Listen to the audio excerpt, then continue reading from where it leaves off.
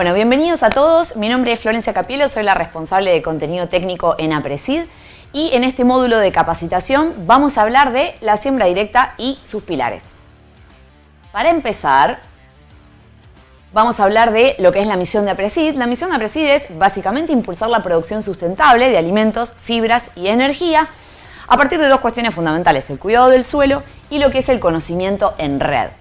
Pero este concepto de producción sustentable, que parece muy abarcativo y no se sabe muy bien de qué estamos hablando, en realidad para nosotros tiene una definición y está basada en estos pilares puntualmente, en estos 5 pilares. Y la idea es ir repasando uno a uno y son los pilares que conforman el sistema de siembra directa, que es como nosotros en APRESID lo llamamos, a diferencia de lo que es la siembra directa, que ahora la vamos a ver, es uno de los pilares y es una tecnología en particular que se implementa. Pero lo que nosotros llamamos como sistema de siembra directa incluye en realidad todas estas prácticas que vamos a ver en detalle. Y hablamos de cero labranza o siembra directa, diversidad de cultivos, cultivos vivos todo el año, nutrición balanceada y menor uso de insumos para el control de plagas. Esos son los 5 pilares y los vamos a ir viendo detalladamente uno a uno. No labranza o cero labranza o siembra directa, como se la llama también. ¿De qué se trata esto? Lo primero que vamos a tratar de hacer es definir qué es la labranza, para aquellos que no sepan. La labranza básicamente es la técnica para cultivar la tierra que existe desde que existe la agricultura casi. Se ha hecho con distintos implementos, primero con tracción a sangre, con animales, digamos, y después con distintas maquinarias. El concepto de la labranza es básicamente con implementos que tienen forma de disco o el conocido arado. Son como cuchillas que básicamente lo que hacen es romper el suelo, ¿sí? Hacer un surco en el suelo, en algunos casos incluso darlo vuelta, invertir ese suelo que estoy rompiendo y darlo vuelta, y tiene distintos objetivos.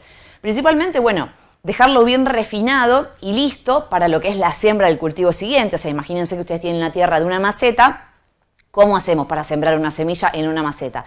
Primero con un cuchillo la escarbamos un poquito, cuestión de que quede bien desarmado el suelo y sea fácil colocar la semilla. Bueno, el principio es básicamente el mismo.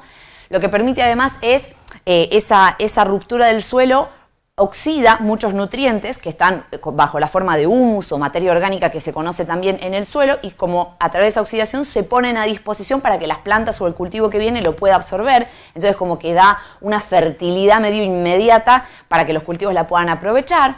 Y a su vez también es una técnica muy importante para controlar malezas. Todas las malezas lo que hacen estos implementos o estas cuchillas es sacarlas de raíz y ya tenés más o menos resuelto el problema. Entonces así es como queda el suelo. Ahora vamos a ver un video de cómo queda la cama de siembra preparada, y el suelo lo van a ver que está marrón, desprovisto de toda cobertura y bien desarmadito, listo para sembrar. En este video entonces vamos a ver una típica siembra, o sea, esta no es el implemento de labranza, sino que es la siembra, la sembradora que viene después de la labranza y que va a sembrar. Fíjense cómo está el suelo, bien desterronadito, sin ninguna cobertura, previo a haber pasado, por supuesto, un disco o un arado, y ahí viene, incluso pueden ser varias labranzas más, a lo mejor viene un arado, después viene una rastra de dientes, que es como que lo van dejando cada vez más refinadito. Y después viene la sembradora. Una vez que el suelo quedó así, estamos listos para sembrar.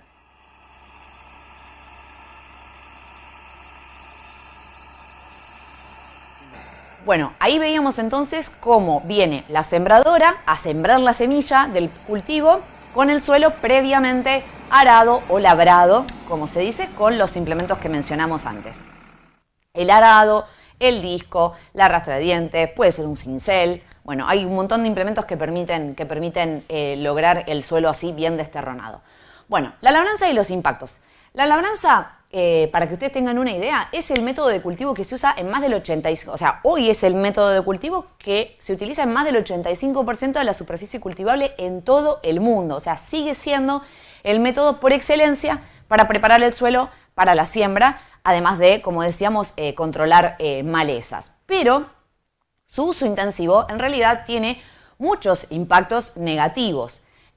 Por ejemplo, hay un alto consumo de combustible fósil, por supuesto, todas esas maquinarias que yo necesito para ir preparando el suelo, que además tienen que hacer mucha fuerza para romper el suelo y darlo vuelta, sumado a la sembradora que va a venir después para sembrar el cultivo. Esto es mucho consumo de combustible fósil, con lo que esto significa en términos de emisiones. Ese combustible fósil cuando se quema genera emisiones de gases de efecto invernadero que son los que favorecen el calentamiento global y lo que hoy se conoce como cambio climático. Por supuesto también otra de las causas muy importantes que se empezaron a ver mucho después de que se comenzó con el uso de la labranza y tiene que ver con la erosión del suelo. Es decir, ese suelo que queda desprovisto de toda cobertura, como veíamos, e incluso se ve acá en las imágenes, muy desterronado, muy finito, viene un viento o viene una lluvia fuerte y ese suelo queda muy susceptible a volarse o a escurrirse con el agua. Y esto hay que tener en cuenta que se lleva cualquier proceso de erosión se lleva la capa de suelo que es más fértil y que dura hasta cientos de miles de años en volver a recuperarse. Entonces la pérdida es muy importante y esos suelos van perdiendo fertilidad y van perdiendo capacidad de producir, de generar cultivos que rindan y que produzcan bien. Entonces estos son algunos de los impactos más negativos que tiene la labranza. Ahora vamos a ver un video de un fenómeno que ocurrió hacia los años 30, que coincidió con una fuerte expansión de la agricultura en Estados Unidos puntualmente. ¿Y qué pasó? Se expandió la agricultura con una fuerte inversión y un fuerte crecimiento de la actividad, y todo este proceso o estos implementos de labranza se empiezan a usar de manera intensiva año tras año y se generó lo que se conoció en ese momento como la Dust Bowl o bola de tierra, y fue concretamente un fenómeno en donde, ahora lo van a ver en el video, pero el suelo se empezó a volar, había nubes de polvo que invadían no solamente los campos, sino también todos los poblados aledaños y era suelo que literalmente se volaba a causa justamente de este uso de la labranza intensiva. Ahí se ve cómo está pasando el disco, que es uno de los implementos de labranza, y más allá de que el video tiene algún efecto como de puntitos blancos que no es real, pero si ven de fondo, se observa cómo las bolas, las bolas de tierra, de polvo, invaden todos los poblados y el suelo queda muy erosionado, muy deteriorado. Eso es entonces la labranza, el método, como les decía, por excelencia para cultivar la tierra en todo el mundo. La siembra directa, por el contrario, es una técnica que en realidad lo que permite hacer es cultivar el suelo, o sea, sembrar el suelo sin necesidad de hacer esta labranza previa, sin necesidad de desarmar y generar surcos en el suelo y sacarle toda la cobertura. ¿Cómo funciona? Muy sencillamente, después vamos a ver algunos videos para mostrarlo, pero se necesita una máquina de siembra que esté adaptada, o sea, el arado, el disco, el cincel, la rastra de dientes y demás, todo eso lo dejamos de lado, no se necesita. Entonces, ¿qué voy a tener? El suelo con una cobertura, en este caso es un cultivo previo, digamos, lo que llamamos cultivo de servicio, después lo vamos a ver, pero es un cultivo que está todavía creciendo, está vivo, el suelo está completamente cubierto en su estado natural y lo que voy a necesitar es una sembradora adaptada, porque vengo directamente a sembrar, no hice nada anteriormente. ¿Adaptada para qué? Para generar un pequeño surco en el suelo de algunos escasos centímetros, 3 centímetros o 4 centímetros, y ahí van a hacer un pequeño surquito para colocar la semilla. Entonces es una sembradora que es especial y permite, fíjense, está solamente, se generó un disturbio en el lugar en donde se coloca la semilla, pero después en el resto el suelo está en estado natural. Y a su vez, estas sembradoras tienen unas ruedas especiales al final que permiten, una vez que se colocó la semilla, se cierra el surco y esto incluso queda bien tapado para proteger la semilla y volver a colocar la cobertura en su lugar.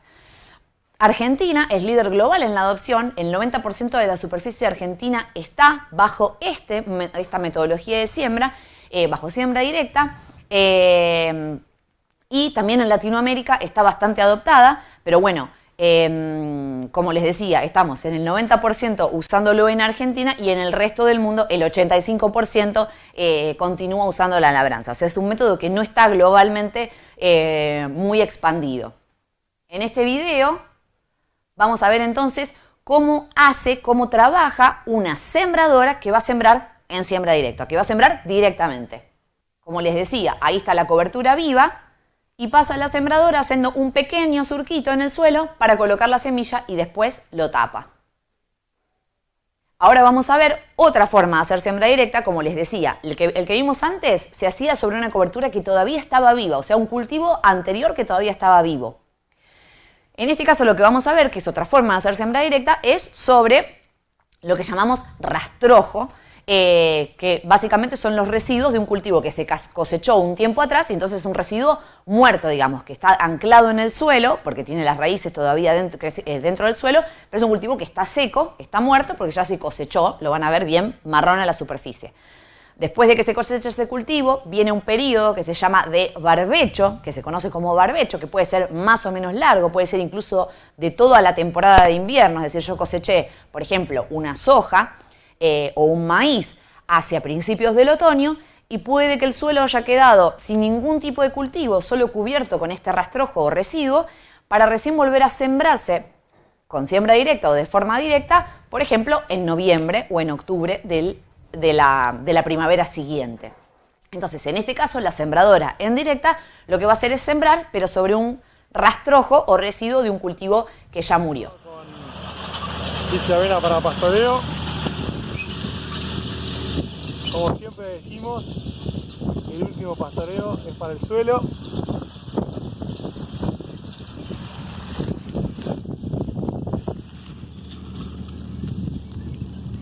Excelente humedad, suelo suelto para sembrar. Bueno, ahí se veía cómo el productor se acercaba al surco de siembra y se veía el suelo todo cubierto y él tomaba un terrón por donde había pasado la sembradora y se veía que ese suelo estaba bien húmedo, había conservado toda la humedad gracias a la cobertura que tenía. Entonces, yendo ahora sí a los beneficios de la siembra directa, de esta técnica de sembrar directamente, bueno, primero permite reducir en un 90% la erosión del suelo, ese problema que teníamos con la labranza de los suelos que se nos vuelan o que se nos erosionan, los reducimos en un 90% gracias a que el suelo está permanentemente protegido por una cobertura, ya sea muerta o viva, preferentemente viva, pero está cubierto. Y eso es muy importante. A su vez se reduce en un 70% lo que es la evaporación, como les decía con ese terrón húmedo. Yo tengo una cobertura, acá van a ver, se ve la diferencia entre un suelo que está con rastrojo en superficie, o sea, que se hace con siembra directa, y un suelo que ha tenido algún proceso de labranza. Ahí se ve que después de una lluvia, cómo queda el agua en superficie, ese agua le cuesta mucho infiltrar, meterse en el suelo, y probablemente si hay alguna pendiente, ese agua se pierda y con ella se lleve suelo generando erosión. Mientras que por el otro lado, ese suelo cubierto, el agua lo que hace es empieza a infiltrar, pero con mucha más lentitud. Entonces el suelo no solamente tiene mejores poros, sino que además tiene tiempo para capturar ese agua y empezar a meterla para adentro, que es lo que queremos, porque después queremos que ese agua esté disponible para el cultivo que sigue. Y acá se ve, en una ampliación de la foto, no muy buena, pero la idea es que se vea cómo en este suelo que ha tenido labranza el agua sale color marrón, porque se lleva con ella suelo que se erosiona y ese suelo se pierde. Mientras que el otro lado, aunque no se ve muy bien, confíen en mí, es agua bien transparente de lo poco que se puede llegar a escurrir o de lo que se mete en el suelo, pero que no se lleva partículas de suelo junto con ella. Bueno, lo que permite la siembra directa a su vez es aumentar la producción. Nosotros tenemos un mejor aprovechamiento del agua, como les decíamos, toda esa agua no se pierde, entra en el suelo, queda retenida ahí.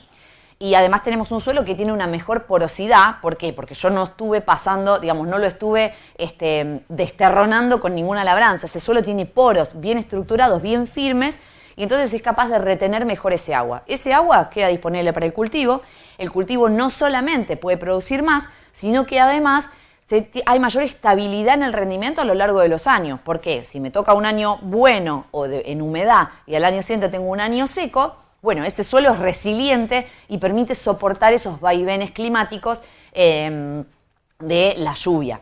Y a su vez, después vamos a hablar un poco de lo que es la biología del suelo, que es fundamental para la salud de los suelos y para tener suelos fértiles, no solamente desde el punto de vista físico, como les decía, con buenos poros, fuertes, resistentes, para albergar, digamos, agua y aire, sino que además se mantiene y se mejora lo que es la fertilidad química. Estos son los nutrientes, nitrógeno, fósforo, azufre que necesitan las plantas para crecer, y la fertilidad biológica, que Antes no se conocía, no es algo, es algo relativamente nuevo, no hace tantos años que se conozca mucho sobre la importancia de la fertilidad biológica. ¿Y qué es la fertilidad biológica?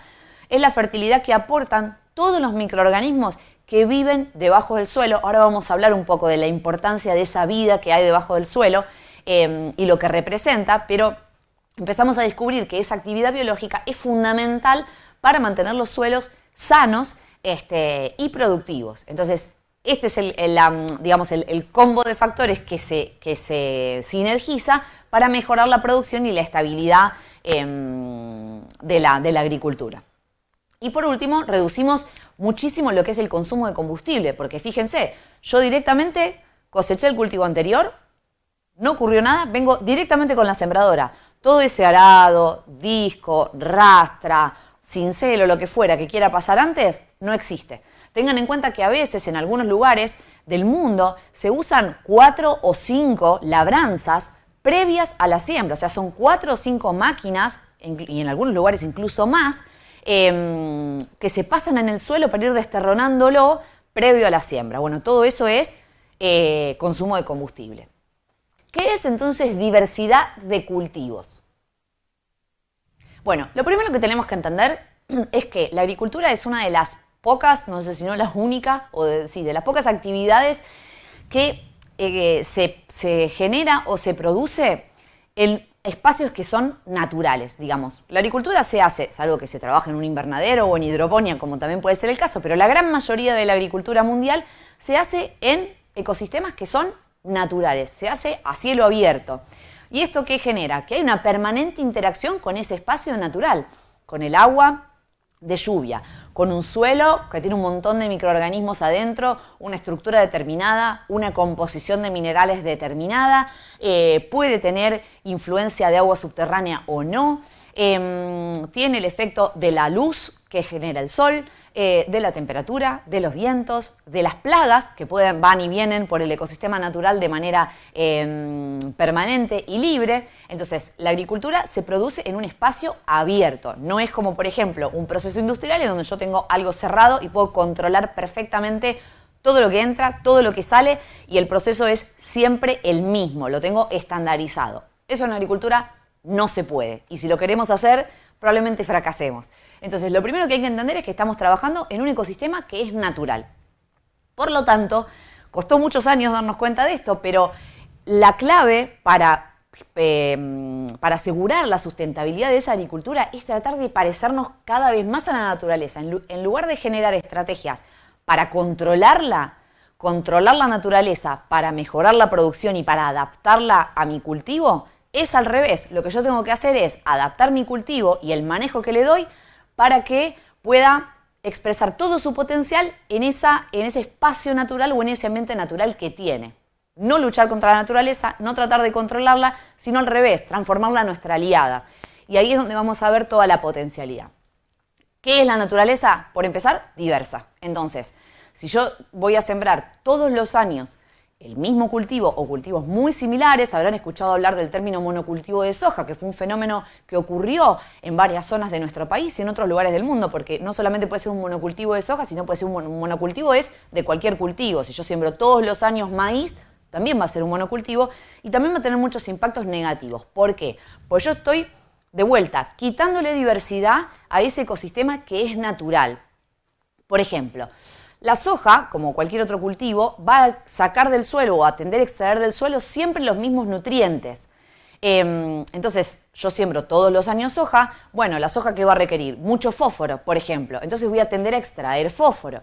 Y el maíz, lo mismo. Entonces, extraigo año tras año los mismos nutrientes. Y al mismo tiempo, después de que cosecho, yo le voy a devolver al suelo con esos residuos o rastrojos, residuos muy similares. Las plantas o las distintas especies no son todas iguales y todas le pueden aportar al suelo algo diferente. Si yo hago todos los años lo mismo, le voy a estar dando siempre al suelo el mismo residuo. A esa actividad biológica que le decíamos, a esa vida que está debajo del suelo, es como que le doy de comer todos los días fideos, por ejemplo, o todos los días guiso de lentejas.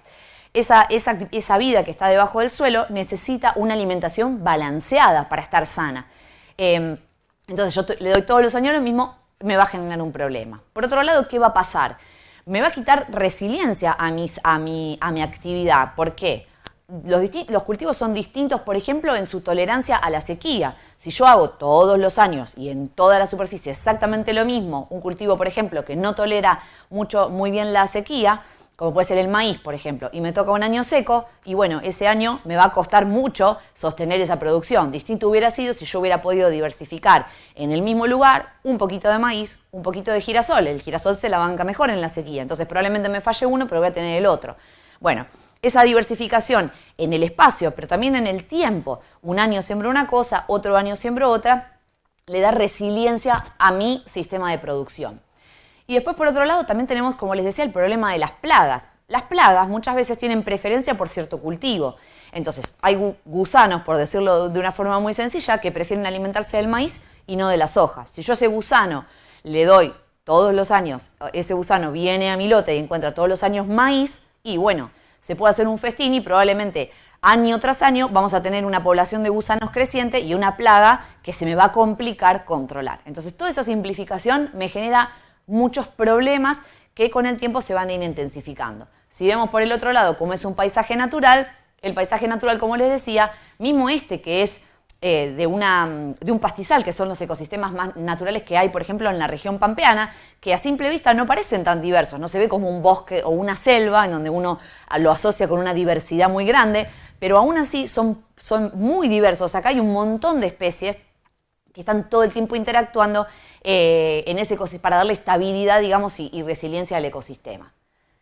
Y después, la segunda cuestión de por qué la naturaleza, por qué tenemos que tratar de parecernos a la naturaleza. Bueno, porque la naturaleza, primero que está en la Tierra hace mucho más tiempo que nosotros y ha aprendido muchas cosas y siempre va a tratar de sobrevivir. Entonces, si yo, por ejemplo, volvemos a la cuestión de las plagas, y acá vamos a hablar de algo que suele sonar mucho en el sector agropecuario, y es que existen plagas cada vez más resistentes a los productos que yo trato de usar para controlarlas.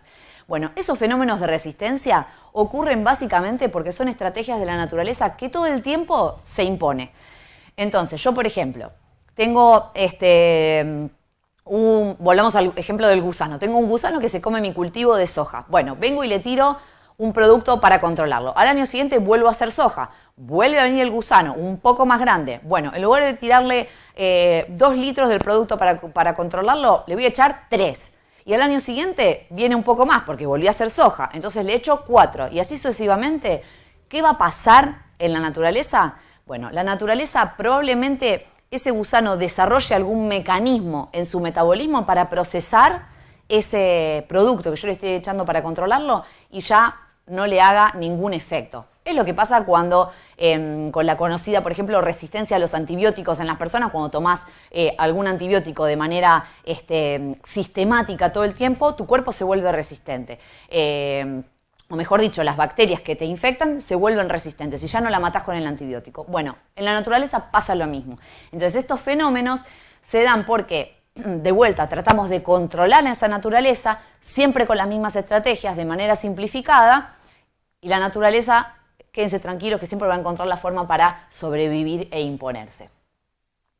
Entonces, la agricultura diversa, volviendo al principio, lo que trata de plantear es pasar de esta agricultura simplificada, de monocultivo, de tipo industrial, en donde quiero controlar todo, a algo que se parezca más a un paisaje natural. Por supuesto que los paisajes naturales son como el máximo de diversidad y de naturaleza y de estabilidad, pero bueno, la humanidad necesita alimentarse y para eso tenemos que sembrar algo en el suelo. Pero entonces la idea es buscar términos intermedios, con diversidad de cultivos y de actividades que nos permitan acercarnos un poco más a ese ecosistema natural. Y eso nos va a dar de vuelta resiliencia, diversidad, que es fundamental para sostener la agricultura. Vamos al tercer pilar, que son los cultivos vivos todo el año. ¿Qué quiere decir cultivos vivos todo el año? Vamos a hacer un repaso, volvemos a la primaria o secundaria, donde seguramente habrán escuchado o les habrán aprendido sobre la fotosíntesis. Bueno, la fotosíntesis es un proceso natural que ocurre en todas las plantas y que básicamente se trata de cómo las plantas obtienen o generan sus propios alimentos. A diferencia de nosotros y los animales, que no podemos hacerlo, las plantas se alimentan combinando una serie de factores que acá estamos viendo. Van a tomar la energía del sol, la van a absorber y van a tomar, miren esto que después vamos a volver a esto, pero el dióxido de carbono, que es un gas que está en el aire. Lo van a tomar junto con el oxígeno y lo van a transformar con esa energía que vino del sol en carbohidratos, es decir, sus propias azúcares que van a usar como comida. Son sustancias orgánicas con las que van a construir sus propios tejidos y con los que van a comer básicamente. Ese es el proceso de la fotosíntesis. Nosotros no podemos hacerlo, nosotros para obtener esos carbohidratos nos tenemos que alimentar o bien de una planta o bien de algún animal, pero no podemos tomarlo del sol y del aire. Bueno, las plantas sí, a través de este proceso que se llama fotosíntesis. Entonces son para nosotros aliadas fundamentales porque sin ellas no podríamos comer. Entonces, a su vez, las plantas lo que hacen es estar en permanente intercambio gracias a las raíces con el suelo. Y lo que van a hacer es intercambiar con la vida en el suelo, que les decía, que son los miles de millones de bacterias, hongos que se encuentran en el suelo, pero también lombrices, ácaros que están ahí abajo. Y van a intercambiar permanentemente carbono, nutrientes, sustancias de protección y energía, ¿sí? Los organismos del suelo van a tomar esos carbohidratos para comer, lo van a transformar en lo que se conoce como humus o materia orgánica, lo que le da fertilidad al suelo, lo que lo hace negro. Y a su vez le van a dar, por ejemplo, a la planta una sustancia de protección o le van a facilitar el acceso a un determinado nutriente que está por debajo de la tierra. Es como que se genera una sinergia o una simbiosis muy importante con esa vida que está en el suelo. Entonces están en permanente interacción. Por lo tanto, ¿qué va a pasar? Es clave que esa interacción se dé de forma constante. ¿Por qué? Porque los microorganismos del suelo, por supuesto, como cualquier cristiano viviente, necesitan comer todo el tiempo, no por temporadas. No están hibernando. Entonces, si yo voy a dejar el suelo mucho tiempo sin ninguna cobertura viva, con rastrojos, como decíamos antes, volvemos a traer el término, o barbecho, ese suelo sí se va a poder alimentar, pero no se genera esa interacción con el cultivo en crecimiento. Y entonces va a empezar a agotar recursos y va a tender a quedarse sin alimento. Entonces esa actividad biológica disminuye muchísimo. ¿Qué es lo que pasa? Como les decía, yo, por ejemplo, volviendo al módulo anterior, yo voy a tener las distintas estaciones del año. Hice, por ejemplo, un cultivo en el verano y durante el... Ahí está el ejemplo. Yo hice esto, un cultivo en el verano, por ejemplo, una soja. La soja creció, se secó, la coseché. Durante el invierno dejo el barbecho, como decíamos. ¿Esto qué es? El residuo de la soja muerta, que en este caso no es exactamente soja, pero el concepto es básicamente el mismo, es un residuo de cultivo que murió. Bueno, ahí ¿qué va a pasar? La actividad biológica va a decaer. Distinto, si yo lo que hago es, después de esa soja que coseché, siembro durante el invierno un cultivo que puede ser para cosechar el grano, como puede ser un trigo o una cebada, o un cultivo de servicio, que ya los habíamos visto en el módulo anterior. Son cultivos que no los voy a cosechar, sino que justamente lo que me permiten es mantener activa esa actividad biológica durante todo el periodo de invierno, además de aportar otros servicios al ecosistema. Pero lo que logro hacer es mantener una fotosíntesis y un suelo vivo a lo largo de todo el año, porque después de este cultivo de servicio viene ya la siembra del verano siguiente. Entonces no le di descanso al suelo, lo cual para el suelo en realidad es mejor.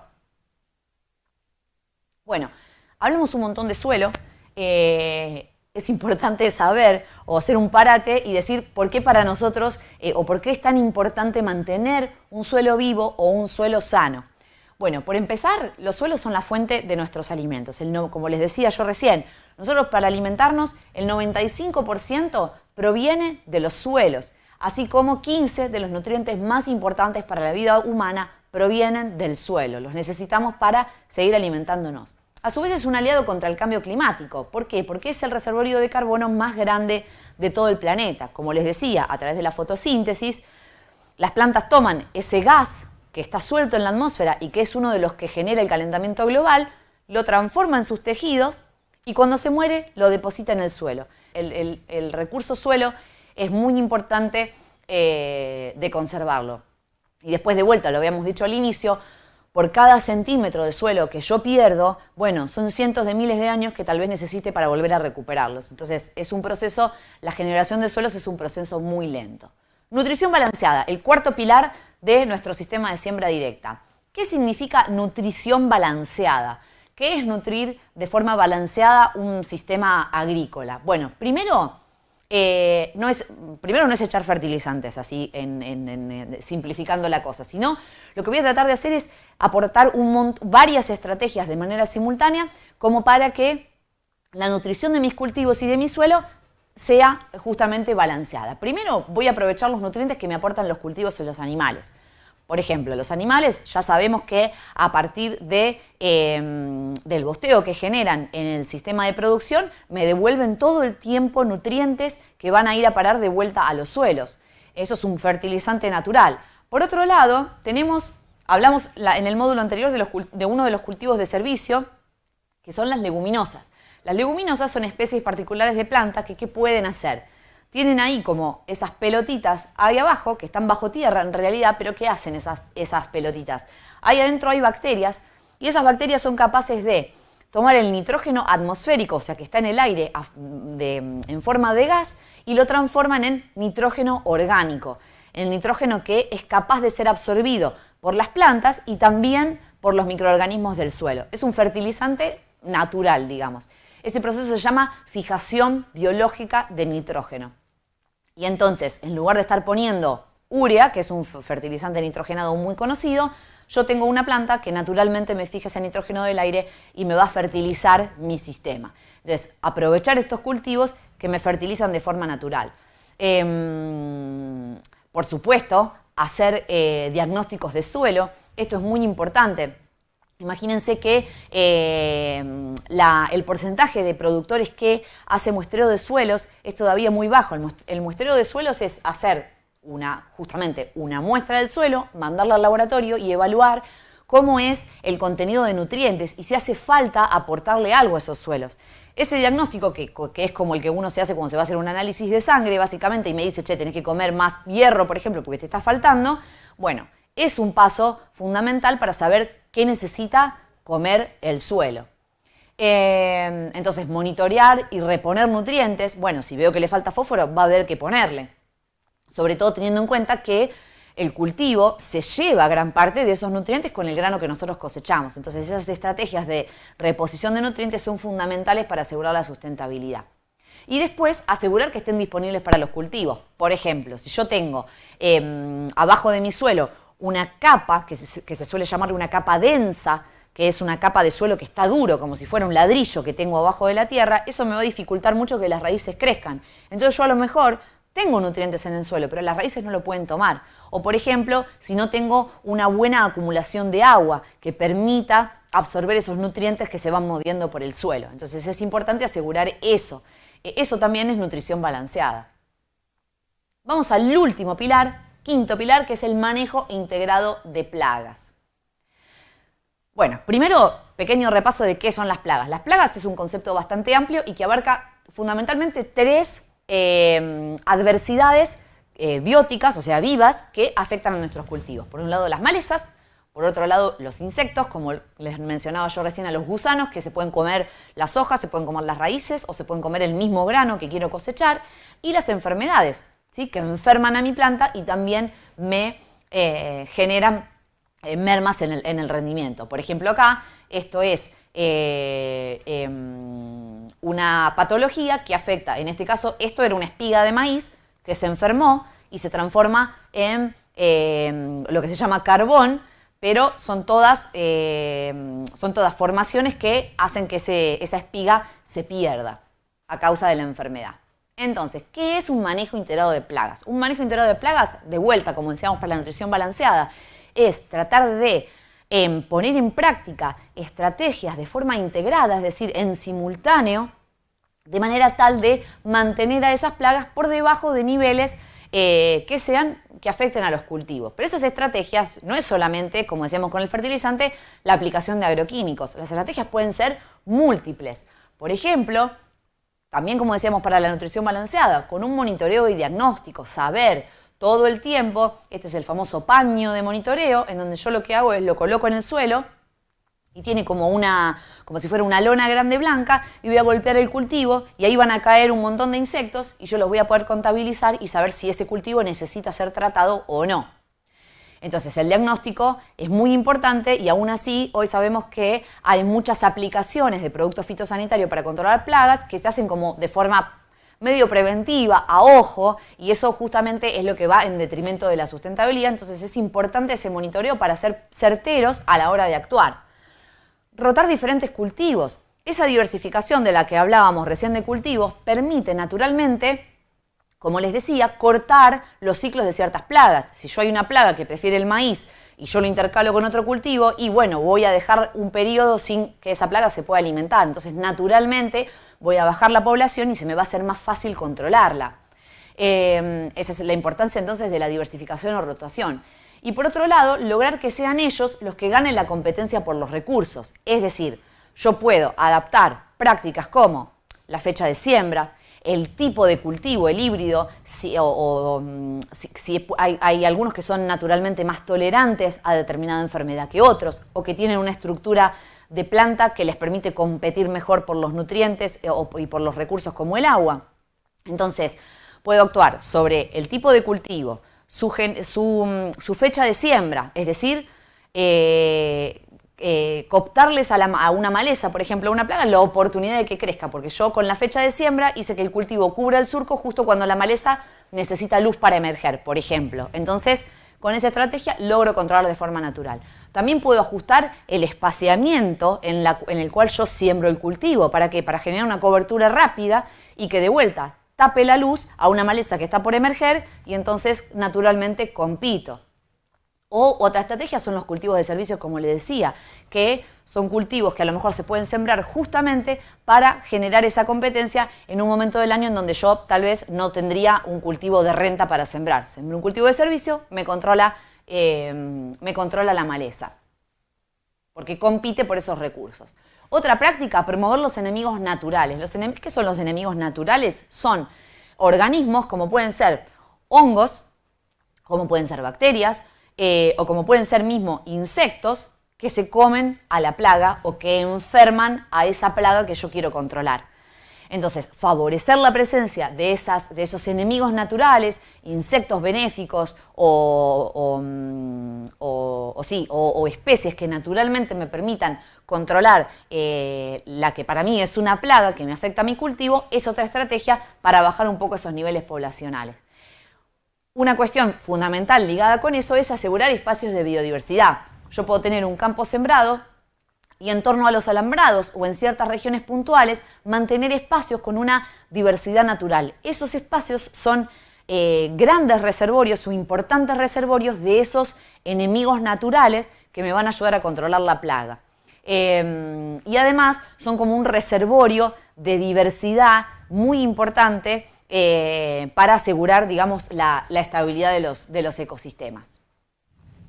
Otra estrategia del manejo integrado tiene que ver con, bueno, llegado el caso, a veces es necesario un control con algún producto químico, pero es fundamental que en el caso de tener que hacerlo de forma segura y eficiente. ¿Esto qué quiere decir? Bueno, respetando las dosis, imagínense que cada producto fitosanitario tiene lo que se llama un marbete. Es como el prospecto que tiene un medicamento que te dice cuándo lo podés tomar, en qué dosis, en qué casos no podés tomarlo y demás. Bueno, el fitosanitario es lo mismo. Un insecticida, un herbicida o un fungicida tiene un prospecto, una serie de indicaciones que deben cumplirse para asegurar que se aplique de manera segura y eficiente.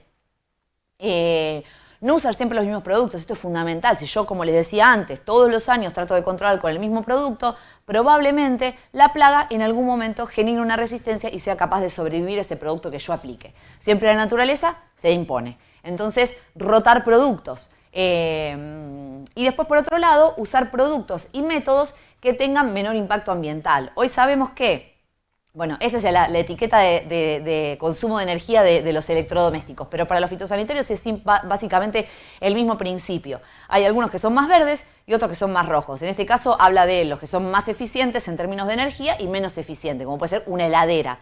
En los fitosanitarios vos tenés los que son más verdes, quiere decir que son de menor impacto ambiental, se eliminan más rápidamente en el ecosistema y no afectan, por ejemplo, otros mamíferos o no tienden a acumularse en el suelo. Y hay otros que son más rojos, con lo cual son más perjudiciales y tienen un impacto más importante. Lo que tengo que tratar de hacer es elegir aquellos productos que sean más verdes, que tengan menor impacto.